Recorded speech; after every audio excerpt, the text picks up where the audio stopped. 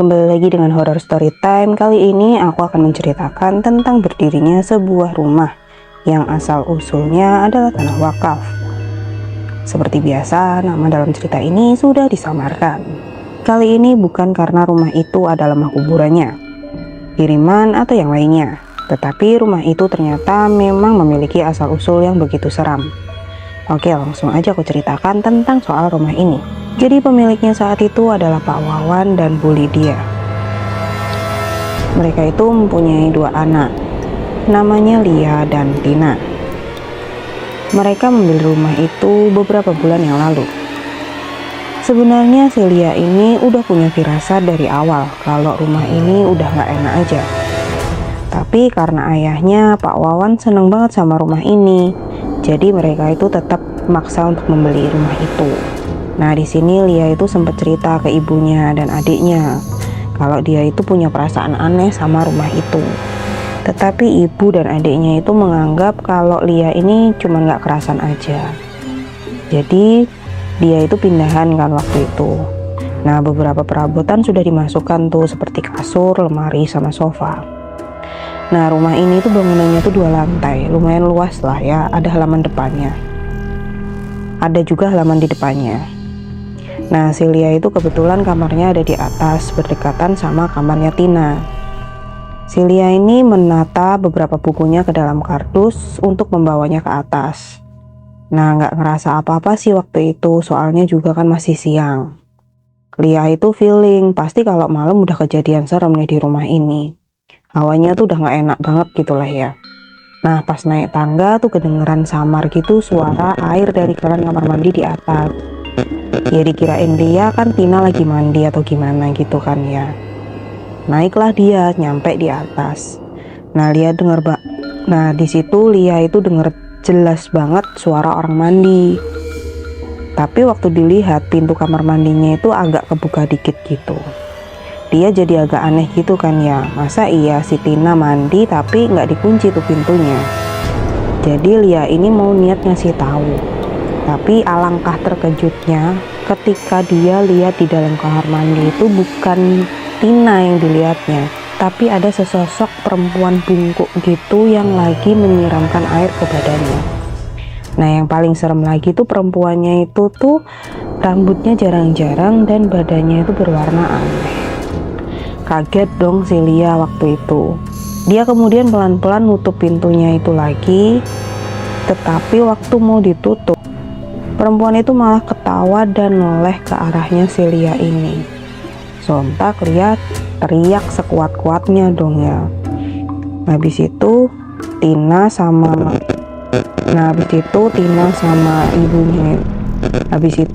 ibunya sama ayahnya itu langsung naiklah ke atas ngelihat kondisinya si Lia yang udah teriak-teriak nggak kekontrol gitu. Setelah dipeluk kan sama ibunya, Lia ini sudah sedikit tenang. Nah, kemudian dia itu menceritakan apa yang dia lihat tadi. Ayahnya dan ibunya itu masih belum percaya gitu dengan apa yang diceritakan sama si Lia ini. Tetapi si Tina itu sudah meyakini perkataan kakaknya itu. Hal itu dikarenakan Tina ini kan mengalami kejadian aneh juga ternyata. Setelah kakaknya melihat perempuan misterius mandi di rumahnya, Tina itu kan jualan online makanan gitu kan. Nah, pas suatu hari dia dapat orderan yang diambil sama Pak Kurirnya, udah dikasih tuh alamat lengkap beserta sama ancer-ancer rumahnya. Pak Kurirnya itu tuh kebingungan saat nyampe di alamat yang dikasih sama si Lina ini. Udah dikasih tuh alamat lengkap sama ancer-ancer rumahnya.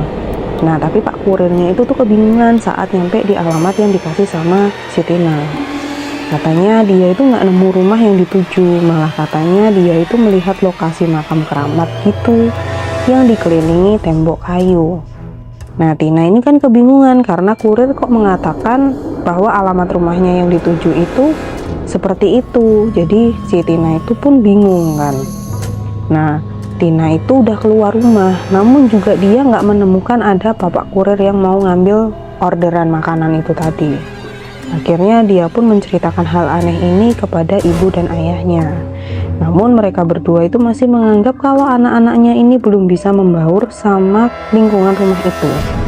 Nah di situ Lia dan Tina ini hanya bisa mengendus pelan. Ya jengkel juga kan ya, bapak ibunya itu dibilangin tapi nggak percaya gitu. Terus beberapa bulan kemudian setelah kejadian itu, si ibunya itu mengalami hal yang sama. Nah pas malam harinya, ibunya itu mengalami hal yang aneh. Jadi pas malam harinya ibunya itu kan lapar. Terus ya berniat buat masak mie instan sama goreng telur gitu kan. Nah pas bangun, si ibu ini tadi berjalan ke dapur. Nah waktu sampai di ruang tengah tuh, si ibunya tuh dengar kok kayak ada orang rame gitu ya di dapur. Padahal sebelumnya nggak pernah tuh si ibunya ngalami kejadian-kejadian aneh kayak gini. Dengar suara seperti itu, sontak si ibu kan langsung jalan ke dapurnya untuk mengintip. Kok ada suara kayak ibu-ibu yang sedang lewang kalau ada hajatan gitu di daerah dapurnya itu. Berisik dan gaduh gitulah. Suara pisau dan piring yang terdengar berbunyi. Ya selayaknya orang yang lagi rewangan gitu kan.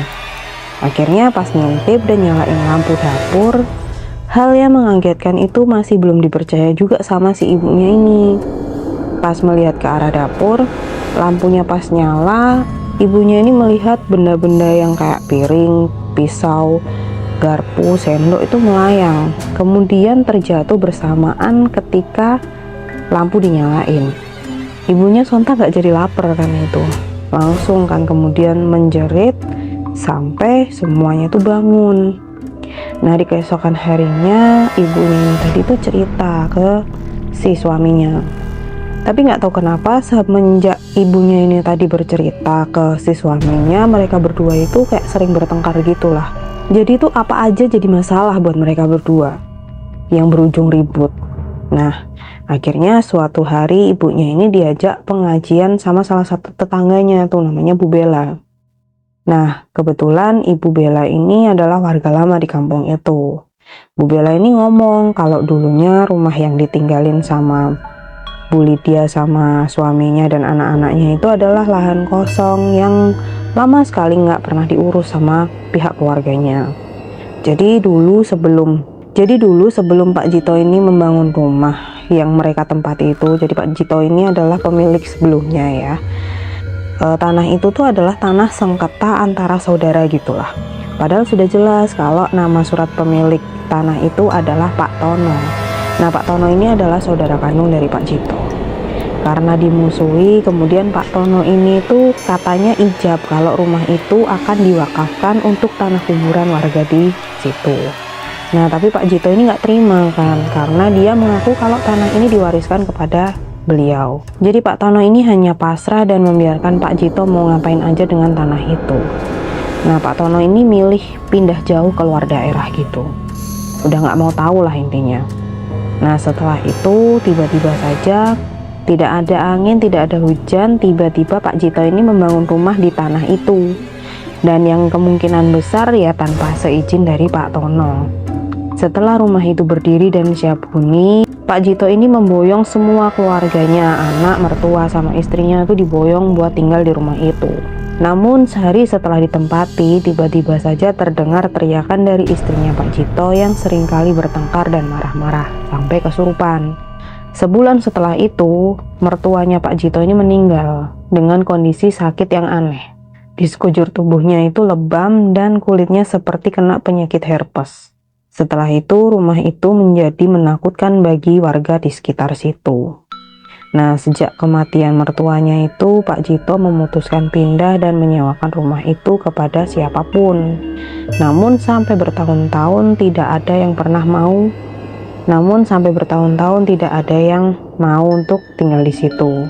Nah, hal itu tuh disebabkan lantaran siapapun yang datang dan melihat rumah itu tuh selalu disuguhi dengan penampakan yang menyeramkan. Bahkan warga di sekitar juga kerap kali melihat sosok mertuanya Pak Jito ini sedang mengintip di jendela atas. Maka dari itu rumah ini akhirnya dijual dan keluarganya Pak Wawan sama Bu Lydia ini yang membelinya. Ucap Bu Bella menjelaskan asal-usul dari rumah tersebut. Nah, sejak penjelasan dari Bu Bella itu, akhirnya Bu Lydia sama Pak Wawan ini akhirnya memutuskan untuk mencari rumah baru dan menjual rumah tersebut.